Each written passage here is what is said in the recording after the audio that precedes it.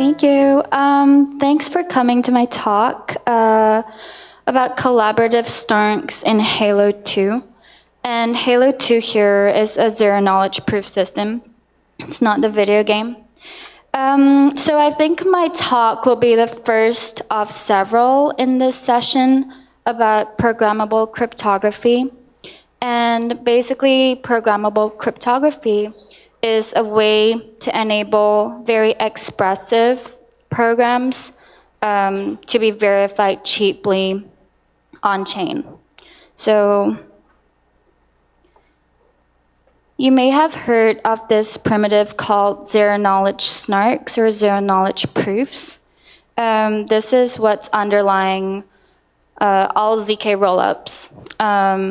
So the idea behind a ZK SNARK is that you can outsource an expensive computation off-chain, have the prover produce a very short proof of the integrity of their computation, and then verify the computation on-chain without having to redo it yourself.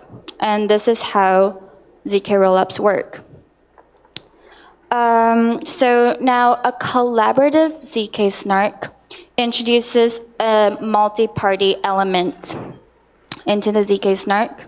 And what this means is that the witness, the secret data of the computation, no longer has to be owned by a single party. And instead, it can be split up across multiple parties. So why this might be useful? Let's go to an example. So the first use case that comes to mind is verifiable private inference. By this, I mean machine learning inference.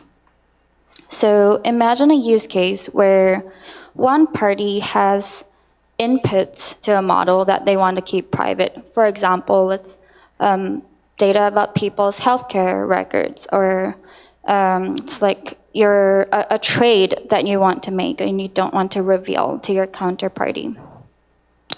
And then the other party has a set of proprietary weights to their machine learning model that they don't want to reveal, like their trading algorithm, or maybe it's some kind of classifier that they don't want you to be able to game. Maybe it's ChatGPT. So the idea here is that without revealing their private data to the other party, the two parties can jointly compute a ZK SNARK over their inputs. So in other words, they can run their model, they can run the private model on the private weights and produce a proof that would convince the both of them, as well as any third-party verifier, that this was done correctly. So this project that I worked on has actually implemented this. It's a project called Ezekiel. And yeah, right now they've integrated collaborative SNARKs into their pipeline. So from an ONNX machine learning model, you can get to a collaborative SNARK. So a few neat use cases for verifiable private inference include, as I mentioned, sophisticated trading strategies and two-sided marketplaces that can be done off-chain. Anything that involves a confidential model, for example, a secret underwriting model and a credit scoring that you don't want people to game. Anything that deals with sensitive data that cannot be shared, for example, the sending and receiving account in an interbank transaction. We need information about both these accounts to detect fraud, but we're not able to share them in the plain text. And also KYC, or identity verification. I think one thing that's important to note is that at the end of this, we want a short verifiable proof. In other words, we want this whole computation to be auditable efficiently by arbitrary third parties. And in many use cases, this is really important. For example, banks need to justify any decisions they make to block transactions or to flag them as fraudulent. So the second use case is kind of related to the previous talk. So on-chain dark pools, whereby traders can collaboratively try to match their take and make orders. And if their orders do match, like say it's a limit order and it falls within that range, then they successfully create a transaction that performs the swap. If their orders don't match, then basically we abort when we fail to create a snark, but the point being we don't learn anything more about the counterparty's orders besides the fact that it didn't match yours. And so I used to work on this private payments protocol called Zcash. And Zcash is actually planning to introduce Zcash shielded assets, so like user-defined asset types on Zcash. And the point of doing this is to let people swap tokens. But yeah, right now, to swap tokens on Zcash, you would basically need to reveal your order in plain text to a third-party market maker. And I think this defeats the whole point of Zcash.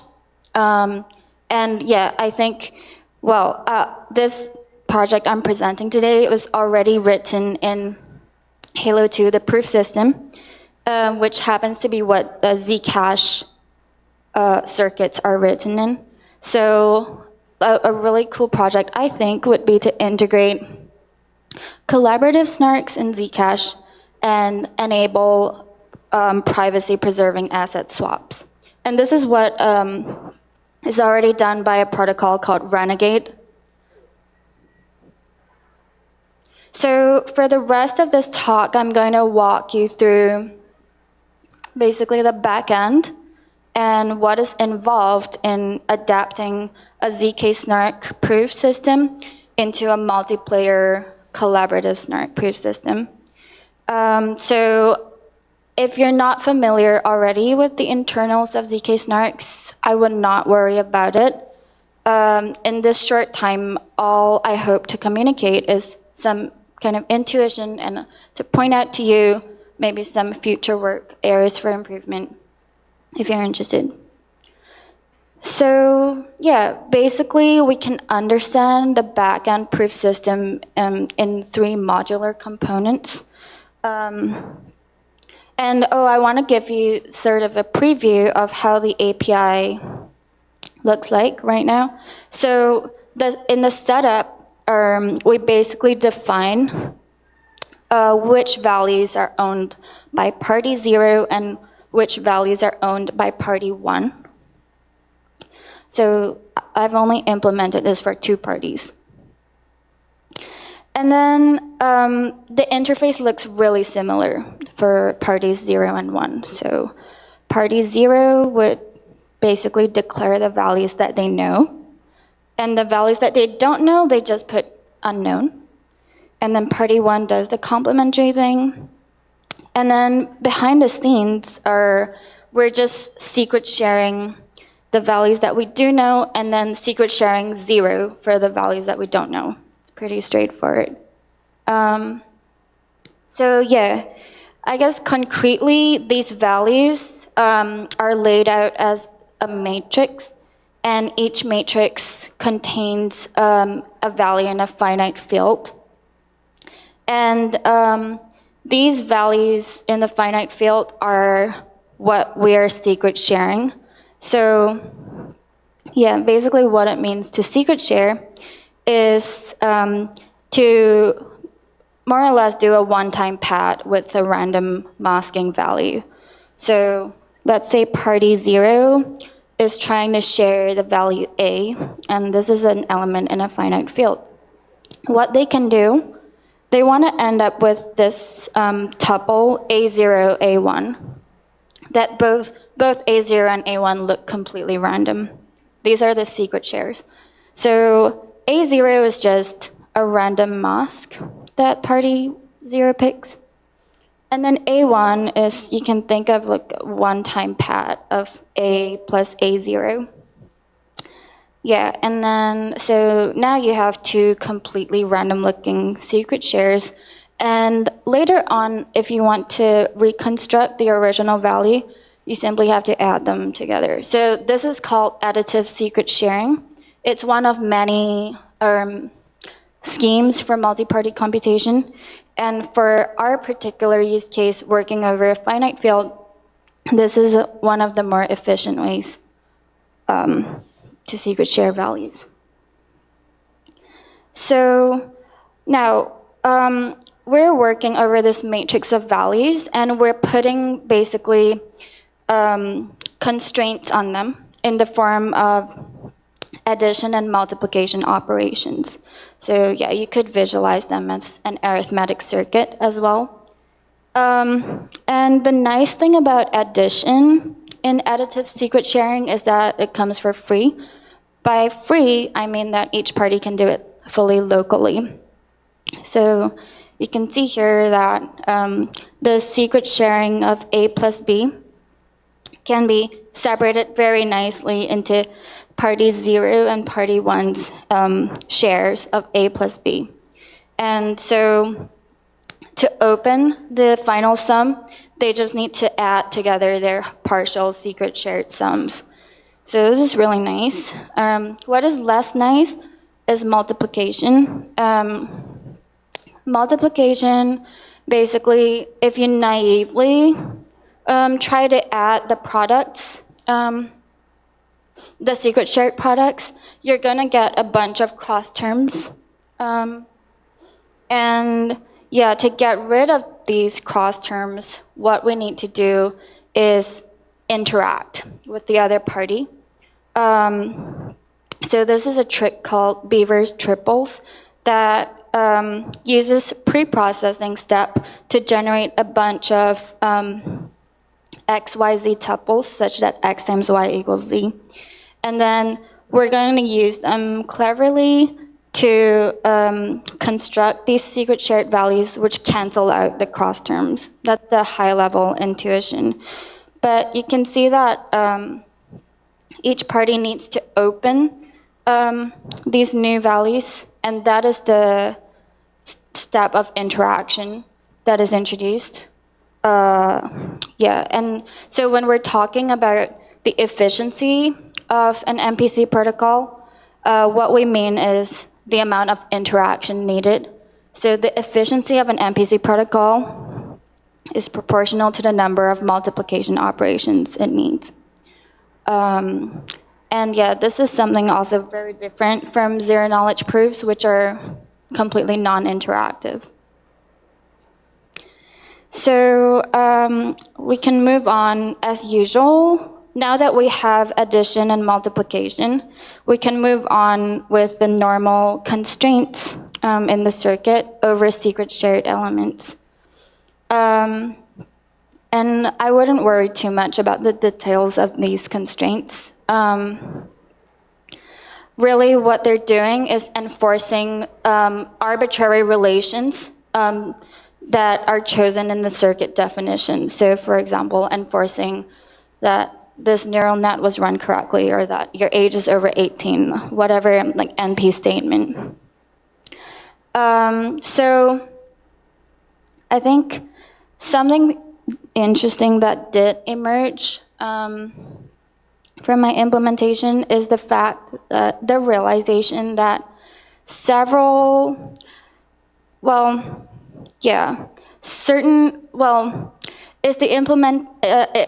that ZK-SNARKs and MPC are incompatible in a very fundamental way. So in particular, ZK-SNARKs are used for verification. So they're useful when you already know the whole execution trace of a program and you want to enforce constraints on it.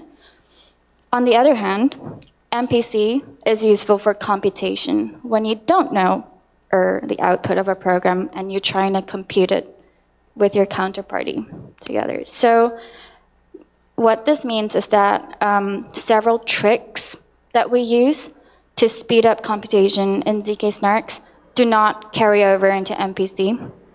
Yeah, and this kind of subtlety, I think, only emerged from having implemented this and run into a roadblock. So in particular, in ZK-SNARKs, we can make use of this primitive called the lookup table, in which we pre-compute a set of inputs and outputs for some very expensive function and look them up in the circuit instead of doing the computation ourselves.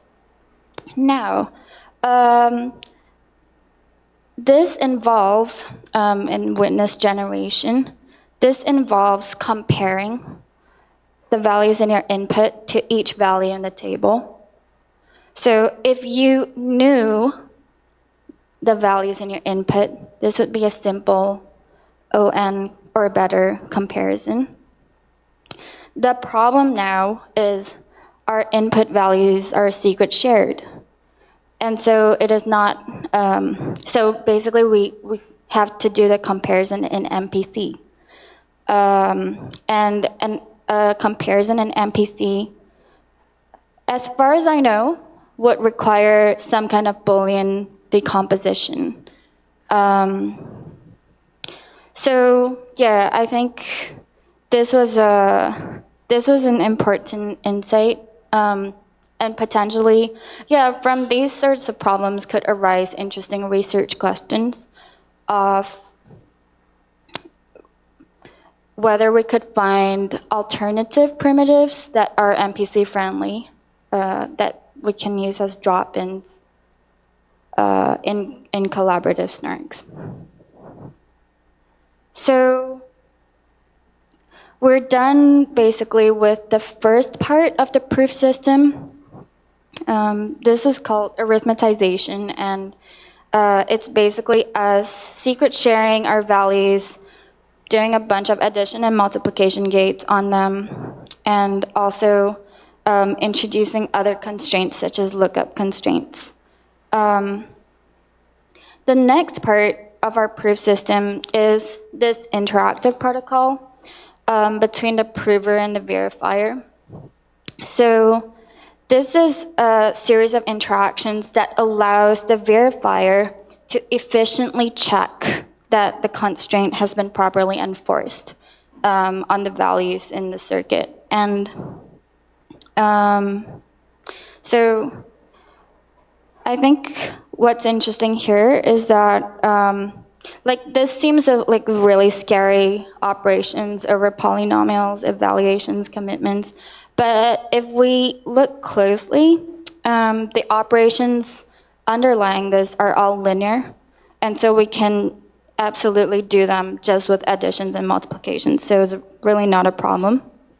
So yeah, when we're sort of constructing the constraints of our circuit, we need to do a fast Fourier transform that's just a linear operation. And also the commitments and evaluations that the prover communicates to the verifier are all public. They're part of the public transcript that's part of the zero knowledge proof. And so they can all just be opened. So I think the last step here in realizing the ZK proof is basically how these commitments are produced. And the thing I want to emphasize again is that these commitments are just linear operations. Under the hood, they're scalar multiplications in an elliptic curve. And again, this is completely supported by our scheme, since we did the secret sharing at the level of field elements and curve points, and are able to do additions and multiplications over them. So yeah, I think the high-level takeaway here is that there's sort of several, well, there's like ZK-SNARKs and multi-party computation interact in interesting ways. There's several sort of tricks of computation used in ZK-SNARKs that don't carry over to MPC. But there's also several very nice, so like there's some SNARKs that are very nice and amenable to multi-party computation, and in particular, these SNARKs are the ones that mostly use linear operations on the prover side. So I was thinking about basically, like lots of interesting research questions emerged here. So first of all, could we make this collaborative SNARK more efficient in the asymmetric setting? Meaning, for example, if the model inputs are a lot smaller than the model weights, then could party 0 do less work than party 1? And basically, this would unlock collaborative SNARKs for a whole class of resource-constrained provers, such as mobile devices, and allow them to still produce proofs about large statements that they can submit on-chain. So this would be a really powerful setting and primitive if we could realize it. Yeah, and I was also thinking about exploring this technique for other proof systems. So there's proof systems that are that use lots of nonlinear operations, and in that case, we wouldn't use arithmetic circuits, and we would instead use Boolean circuits. And yeah, I think there's lots of tricks you could do. The final goal is to have a publicly auditable MPC computation that you can post somewhere on chain. And so besides collaborative SNARKs, are there other publicly auditable MPC schemes that we can compose with a normal SNARK, for instance? Yeah, I think that's all I had. Thank you.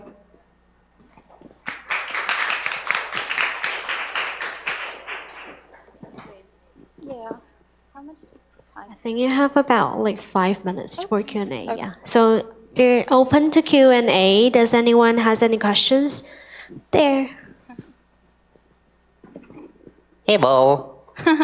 Yeah, so I feel like CoSNARKs might actually be an oxymoron because like SNARKs are meant to reduce like the need for this interactive prover verifier scheme, and now we introduce back an interactive scheme between all the nodes. Should there be a different name for this scheme? Or is there like any benefits to using SNARKs? Like what if we use like, I guess, things in the literature like Sigma protocols which are already interactive? Like why SNARKs versus like, I guess, like more traditional schemes which are interactive to begin with? Yeah. That's a really good question. So the short answer is that, like in the MPC literature, this is called publicly auditable MPC. So it's like basically an MPC computation that can be verified by any third party. That's the primitive that we want. But it is true that a lot of publicly auditable MPC schemes are linear in the verifier, unlike SNARKs, which are succinct. So the main benefit of CoSNARKs is the succinctness. And yeah, I think CoSNARKs really only makes sense when you have a resource-constrained verifier, like a blockchain. So for example, if you wanted to verify like the correct execution of a trading strategy, and then on that basis unlock like some escrow or execute some trade on chain, you would need like a succinct proof. But yeah, I definitely agree that like these primitives don't compose completely cleanly. like in the witness generation layer, like introducing interaction. It does feel a little bit forced because SNARKs really like SNARKs are purpose built for like non-interactive and succinct proofs, and I think there's to like my short answer and intuition is that there's a limited set of use cases for which CoSNARKs make sense. Yeah.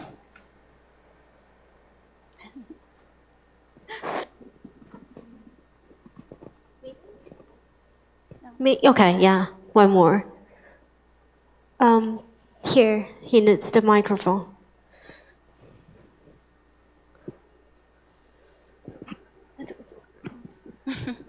Could you please elaborate on why a Boolean circuit would make more sense for nonlinear commitments? Yeah, so the proof system that I was using here involved on the prover side mostly operations in the finite field and elliptic curve group. Whereas there's some other proof systems where the prover is mainly doing, say, a SHA-256 hash. And that involves a lot of bit shifts, XORs, operations, which are very expensive in a finite field. Yeah. And I think it is an interesting problem space because, I'm only focusing on the two-party setting, which means that actually garbled circuits are also a good option for me. So I think like the meta takeaway here is that we should tailor our solution to the requirements and also be aware that this solution only makes sense for a limited set of use cases. Thank you. Okay, so thank you, Ying Tong.